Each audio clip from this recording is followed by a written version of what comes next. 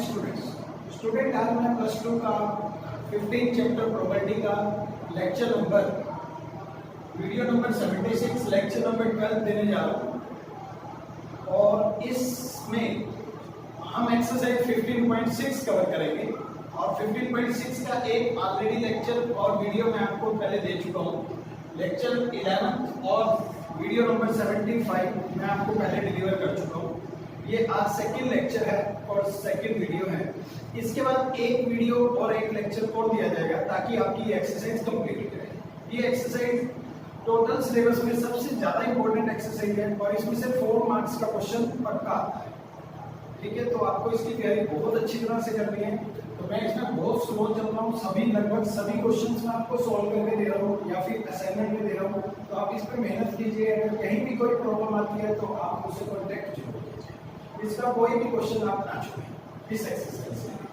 तो अब Bayes theorem की सेकंड लेक्चर शुरू करते हुए क्वेश्चन स्टार्ट करते हैं। For A, B and C, the chances of being selected as a manager of a firm. 3 लोग हैं, उनके नाम है A, B, C। उनके मैनेजर बनने के चांसेस फर्म में 4:1:2 है respectively. The respective probabilities for them to introduce a radical change in the marketing strategy। और उनके द्वारा अगर वो मैनेजर बन जाते हैं तो मार्केटिंग स्ट्रेटजी में चेंज ले आते हैं। उसके द्वारा वो जो चांसेस है वो है 0.3, 0.8 और 0.5। If the changes just take place, और मान लेते हैं कि चेंज हो जाता है मार्केट में, find the probability it is due to the appointment of B और सी। और वो किसकी वजह से होता है? मैनेजर बी और मैनेजर सी की वजह से। तो इसमें 2 प्रोबेबिलिटीज की बात कर ली है उसने। तो मैनेजर ए, मैनेजर बी, मैनेजर सी को हम E1, E2, E3 क्यों मानते हैं वो मैं समझाता हूँ आपको। ऐसा क्यों कर रहे हो? क्योंकि प्रोबेबिलिटी के साथ जो लिखा गया वो मैनेजर्स की अपॉइंटमेंट लिखी गई है, तो मैनेजर्स के नाम को हम ई नाम देते हैं। ये जो भी प्रोबेबिलिटी के साथ जुड़ा होता है वो ई बन जाता है बेस थ्योरम में।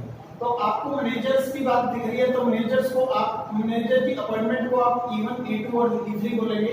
तो E1 बनेगा event that selection of a manager A, event that selection of manager B, event that selection of manager C. और ए किसको बोलना चाहिए? जो प्रोबेबिलिटी से पहले बोला जाता है, चेंज जस्ट टेक प्लेस। तो जो चेंजेस इन मार्केटिंग स्ट्रेटजी है उसको हम ए बोलते हैं। ये भी रूल है कि प्रोबेबिलिटी से पहले इफ करके जो लिखा होता है, चाहे वो फुल स्टॉप डला हो यहाँ पे, चाहे वो कोमा के साथ जुड़ा हो, तो वो आपका ए बन जाता है। तो आपके लिए ये ए है और ये आपके लिए ई है। तो आज हमें सब कुछ दिया हुआ है, 4:1:2 ये हमें दिया हुआ था। और मार्केटिंग स्ट्रेटजी में चेंज लाने की पावर भी हमने लिखी है, 0.3, 0.8 और 0.5 वो भी हमने लिख दी।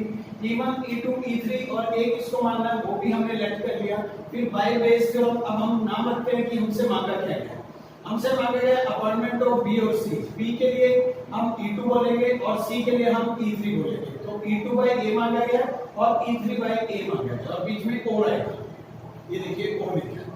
और का मीनिंग प्लस होता है। तो आपसे 2 प्रोबेबिलिटीज के लिए पूछा गया। तो बेस थ्योरम 2 बार लगाने की से अच्छा है कि आप ये फार्मूला तो जानते ही हैं कि अगर पूरे गेम में 3 लोग खेल रहे हैं तो E1 by A, E2 bye ए और E3 बाय ए तीनों प्रोबेबिलिटियों का सम 1 के बराबर होता है। तो आज आपको 2 का आंसर निकालना है। इससे अच्छा हुआ कि आप 1 माइनस करके जो नहीं चाहिए उसका आंसर निकाल दें और उसको 1 माइनस कर दें, आपको इन 2 का आंसर मिल जाएगा। 2 बार कैलकुलेशन करने से आप बच जाएंगे। तो ये शॉर्टकट आप यूज करेंगे। 1 minus probability of E1 by A use करेंगे आप, और 1 माइनस E1 बाय ए का फुल फॉर्मूला देख लीजिए अब क्या लिखा गया है। बेस थ्योरम कहती है कि E1 a by E1, E1 a by E1 plus probability of E2 और probability of a by E2 plus probability of E3 और probability of a bye E3। ये बेस थ्योरम का फॉर्मूला हो गया। तो 1 माइनस आप E1 का meaning समझते हैं। E1 का मीनिंग है मैनेजर 1 के सिलेक्शन, मैनेजर ए की सिलेक्शन। तो मैनेजर की सिलेक्शन 4 है और टोटल 7 बनता है। 4, 1, 2 तो होगा टोटल 7 बनता है। तो 4/7 बन गया मैनेजर ए की सिलेक्शन के चांसेस। और मैनेजर ए के द्वारा चेंजेस लाने के, मार्केटिंग स्ट्रेटजी में चेंजेस लाने की पावर कितनी है? 0.3। वो हमने मैनेजर ए के साथ लिखा है। फिर हम नीचे ये तो लिखेंगे अब मैनेजर सेकंड के बी के सिलेक्ट होने के चांसेस 1/7 बनते हैं, क्योंकि ये टोटल 7 बनता है और ये रेशियो 1 है तो 1/7। और इसके द्वारा मार्केटिंग स्ट्रेटजी में चेंज लाने के चांसेस 0.8 है, वो भी लिख दिया गया। और थर्ड मैनेजर के सिलेक्ट होने के चांसेस 2/7 है और उसके द्वारा मार्किंग स्टेट के लिए चेंज लाने के लिए 0.5 है। और इस तरीके से मैं कैलकुलेशन करना शुरू करता हूं। तो 4 को 3 से करते हैं, 0.3 से तो 1.2 बनता है। और इसी तरीके से हमने नीचे वाला भी लिखना शुरू किया। अब अगर इसका डेसिमल हटा दिया जाए तो 10 आ जाएगा नीचे, तो ये 70 से रिप्रेजेंट होने लगेंगे। और अगर हम इसका एलसीएम ले लें तो 12 प्लस 8 प्लस 10 आएगा, और बाय में 70 इसके और बाय में 70 इसके वो आपस में कैंसिल हो गया, जो मैंने इस समय आपको नहीं दिखाया। तो 12/30 टोटल बन चुका है। और इसको 6 की जगह पे 6 2 जा 6 5 जा तो 2/5 1 माइनस 2/5 की कैलकुलेशन करते हैं तो 5 माइनस 2/5, तो 5 माइनस 2/5 से कैलकुलेट हो गया आपका 3/5 का आंसर आया। ये इस प्रोबेबिलिटी का आंसर हो जाएगा। तो आपने आंसर निकाला। Next question students, arm A contains 2 white 1 black 3 red, 2 white 1 black और 3 red.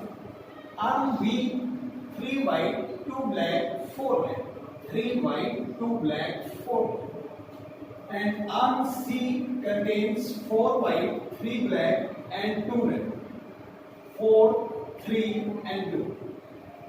One arm is chosen at random, एक आर्म को चुनना है, एंड 2 बॉल्स आर ड्रॉ, और फिर उसमें से 2 बॉल निकालनी है at random from the urn. If the chosen balls happen to be red and white, चुने बॉल्स का कलर होना चाहिए रेड एंड व्हाइट, ये बता।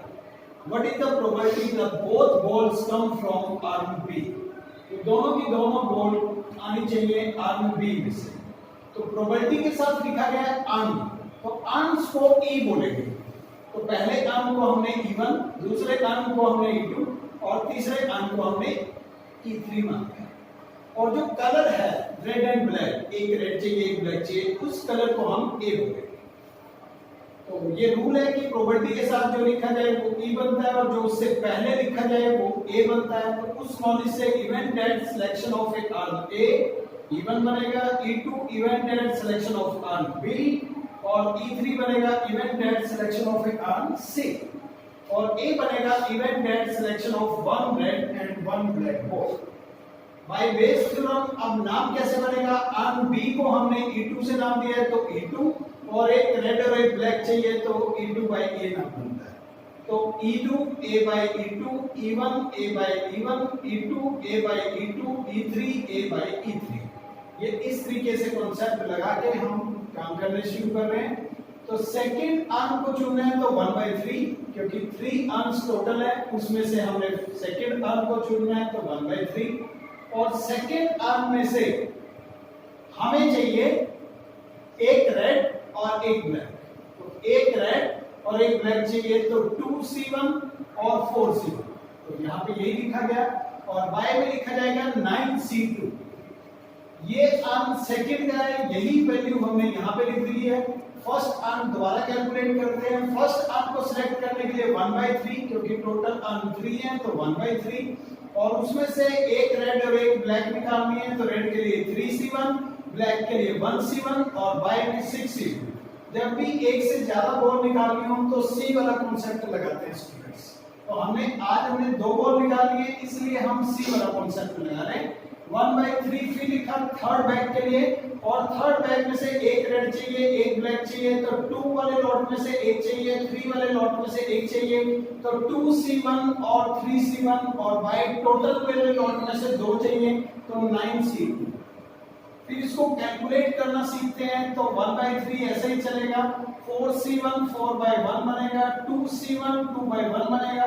इसको मैंने सॉल्व भी किया और साथ साथ इसका रेसिप्रोकल भी किया है। 2 into 1 ऊपर चला जाएगा, 9 into 8 नीचे आ जाएगा। यही सारी इंफॉर्मेशन बीच में लिख दी गई है।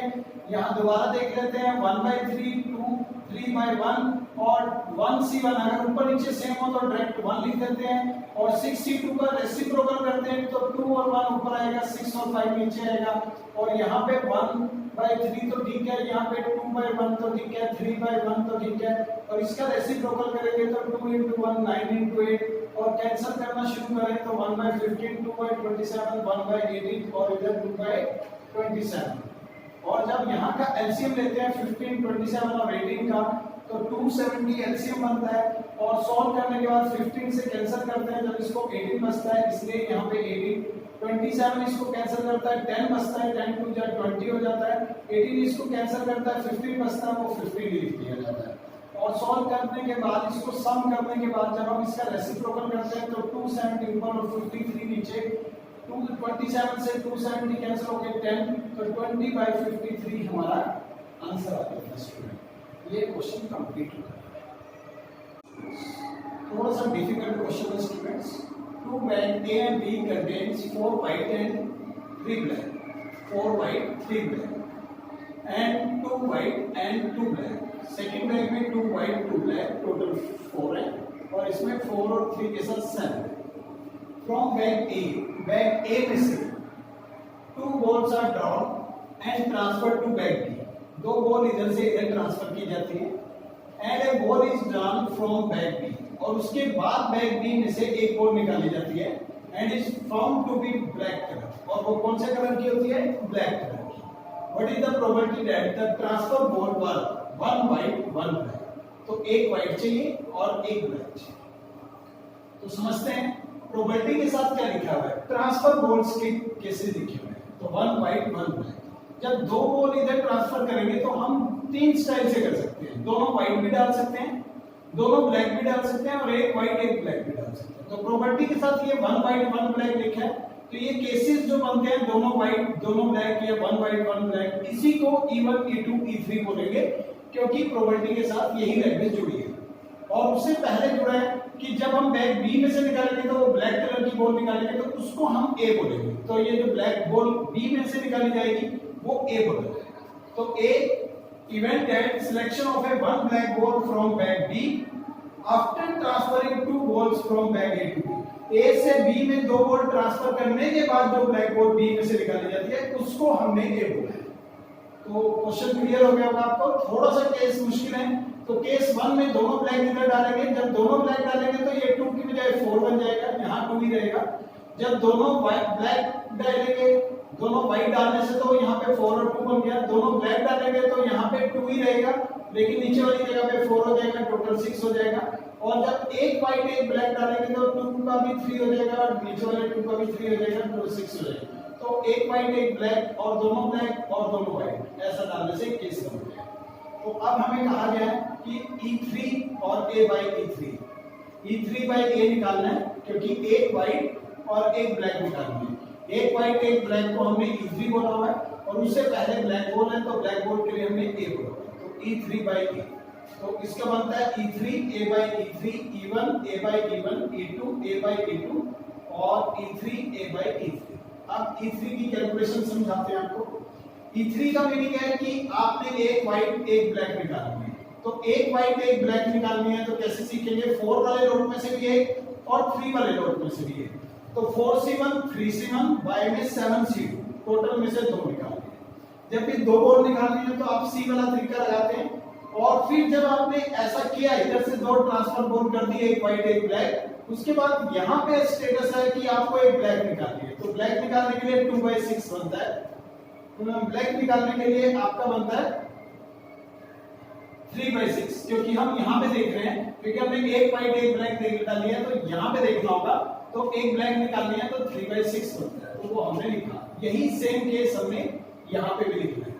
और नेक्स्ट यहाँ पे समझते हैं ये क्या है। ये था कि E1 को सिलेक्ट करना है। E1 का मीनिंग है दोनों व्हाइट बॉल निकालना। दोनों व्हाइट बॉल अगर इधर से इधर ट्रांसफर करेंगे तो 4 वाले लोड में से 2 निकालेंगे, तो 4C2 और नीचे टोटल के लिए बोलेंगे 7C2। और फिर उसके बाद दोनों व्हाइट निकालने के बाद यहाँ पे खड़े हैं और इसमें से ब्लैक बॉल निकालनी है, तो ब्लैक बॉल के लिए बनेगा 2/6। ये आपका एक बॉल निकालनी है, इसलिए यहाँ C वाला मेथड नहीं लगेगा। और फिर उसके बाद E2 का मीनिंग बनता है कि आपने दोनों की दोनों ब्लैक बॉल निकालनी है। जब दोनों की दोनों ब्लैक बॉल निकालनी है तो 3 वाले लोड में से 3C2/7C2। और फिर जब आप ऐसा कर चुके हैं, दोनों की दोनों ब्लैक बॉल आप इधर डालते हैं, तो उसके बाद ब्लैक बॉल निकालनी है, तो ब्लैक के लिए बनता है 4/6, तो वो 4/6 लिखा जाएगा। और ये वाला सारा आपने दोबारा से यहाँ पे लिखना है और इसको कैलकुलेट कर रहे हैं। कैसे कैलकुलेट कर रहे हैं? 4C1 4/1, 3C1 3/1 और 7C2 को जब सॉल्व करते हैं तो 2 और 1 ऊपर आएगा, 7 और 6 नीचे और 3 और 6। फिर इसी तरीके से इनको सभी को भी लिखना है। जो कैंसिल होता है, कैंसिल करने के बाद 2/7, 2/21, 2/21, 2/7 बचता है। नीचे का एलसीएम लेते हैं, 21 एलसीएम बनता है, तो 2 + 2 + 6 बन जाता है। और जब हम इसको रिवर्स करते हैं तो 21/10 हो जाता है, और कैंसिल करने के बाद 3/5 आपका आंसर आ जाता है। तो ये हमारा क्वेश्चन कंप्लीट हो गया।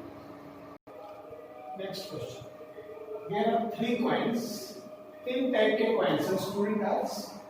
1 is 2-headed कॉइन, एक कॉइन तो ऐसा है जिसकी दोनों साइड हेड है, having head on both face. तो 2-headed कॉइन में हेड तो 2 बार आता है और टेल बिल्कुल भी नहीं आता। Another is a biased coin, दूसरा नकली कॉइन है biased coin, that comes up tail 25% of the time, जिसमें टेल 25% आता है। तो हेड कितना आता होगा, 100 में से 25 कम करके हमने खुद निकाल दिया कि हेड 75% आता है। And the third is a unbiased coin, और ये वही है अनबाइस्ड कॉइन जो हमारी मार्केट में मिलता है। तो उसमें हेड और के टेल के बराबर चांसेस होते हैं 1/1। One of the 3 coins is chosen at random, तीनों में से एक कॉइन को चुनना है and toss it shows head. तो प्रोबेबिलिटी से पहले लिखा गया है हेड, तो हेड को हमने ए मान लिया। What is the probability that it is 2-headed coin, और ये 2-headed कॉइन की वजह से हेड आता है, तो इसको हमने ई मान लिया। जो हेडेड कॉइन्स हैं उनको हमने ई मानना है। तो 3 टाइप के हेडेड कॉइन्स हैं, 2-headed कॉइन, बाइस्ड कॉइन और अनबाइस्ड कॉइन। तो E1, E2, E3 हम कॉइन्स को मान लेंगे, और हेड आने को हमने ए मान लिया क्योंकि प्रोबेबिलिटी से पहले हेड लिखा गया। तो स्टूडेंट क्लियर हो गया होगा कि 2-headed कॉइन है तो उसमें हेड 2 टाइम्स आएगा और टेल बिल्कुल भी नहीं आएगा। बाइस्ड कॉइन है उसमें 25% अगर टेल आता है तो 75% हेड आएगा, और अनबाइस्ड कॉइन जो मार्केट में मिलता है वो 1/1 ही है। तो इवन बोला हमने event that selection of 2-headed coin, E2 बोल दिया हमने event of selection of biased coin, और E3 बोल दिया event of selection of unbiased coin, और A4 बोल दिया event that selected coin shows head, कि सिलेक्टेड कॉइन क्या दिखाए, हमें हेड दिखाए। अब हमें निकालना है कि वो 2-headed कॉइन के द्वारा हेड शो करे। तो 2-headed कॉइन के लिए E1 और हेड शो करे यानी A, तो E1/A निकालना है। तो E1 A/E1, E1 A/E1, E2 A/E2, E3 A/E3, इसकी कैलकुलेशन करनी होगी।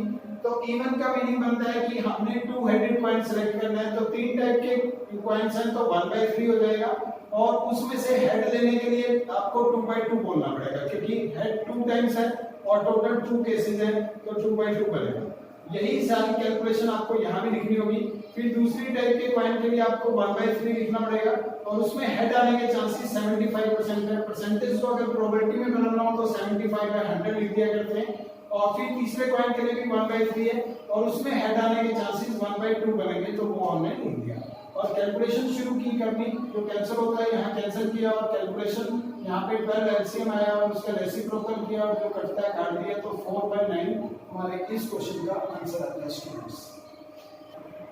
लास्ट में स्टूडेंट्स मैं आपको असाइनमेंट नंबर 76 दे रहा हूँ। इसमें सिर्फ एक क्वेश्चन मैंने डाला है, और ये क्वेश्चन जो सॉल्व क्वेश्चन सबसे पहला आज की वीडियो में सबसे पहले किया गया है उस पर बेस्ड है, और आपको ये क्वेश्चन बिल्कुल करना है और सॉल्व कर लीजिए। आपकी एक्सरसाइज 15.6 में हेल्प करेगा। Thank you students.